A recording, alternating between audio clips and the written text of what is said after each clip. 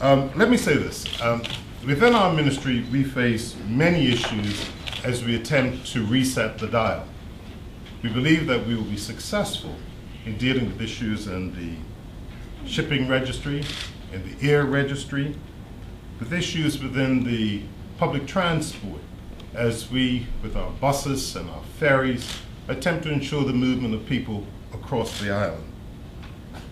We have a big job within the Road Safety Council as we take a look at how people should conduct themselves on the roads. We found far too many of our people dying on the roads. That has to stop. I have charged the Public Service Vehicle Licensing Board with several tasks to carry out over the coming year. And by the time we get through all of these things that I've very quickly mentioned, we will see a very different approach within the Ministry of Transport. In support of tourism, which we take very seriously, we've already announced the acquisition of service from AirTran. AirTran represents our third low-cost carrier. They will begin bringing people here from Baltimore next month, and then the following month from Atlanta. We're excited about both, but even more so about Atlanta because it gives us direct competition on that route. And I think we will see not only more people, but we'll see a better price, and that better price will result in more activity for Bermuda. A few weeks ago, I announced the cruise ship schedule for 2011. I pointed out that we will be having 381,000 guests arriving via cruise ship. That represents an increase of some 40,000 people. It'll be our largest ever. And in order to meet the needs, we will be relying on ferries, buses, minibuses. But most importantly, we'll be relying on Bermuda's ambassadors, the taxi drivers.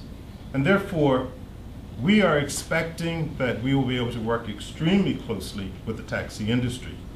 I have been meeting with each and every organization representing the taxis. We are on the verge of making a very important announcement regarding the taxi business within the next few days.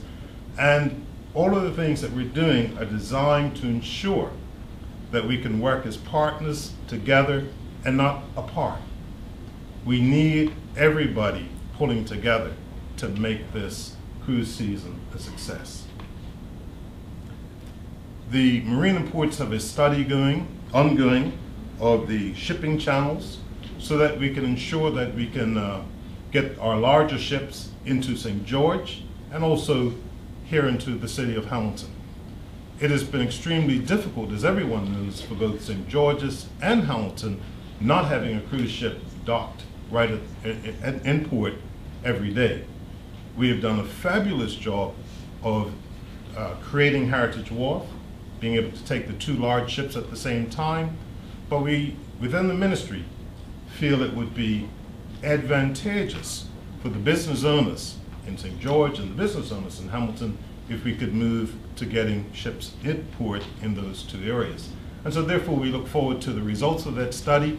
However, it won't be done in secret, so to speak, but when we're at that point where we have drafts, we will entertain town hall meetings in St. George and in the city of Hamilton to allow each and every person who has an interest to bring their interest to the table and to share it. The last thing I want to mention is that whilst we do not have direct responsibility with regard to telling people what cars they can drive and what they can buy, we are keen on energy reduction, and we are supporting the importation and sale of both hybrids and electric cars. We've talked to and met with the business owners who are bringing these forward, and we'd like to encourage the public to take a serious look at alternate ways of getting around the island so that we can reduce our energy usage and hopefully our costs. Thank you.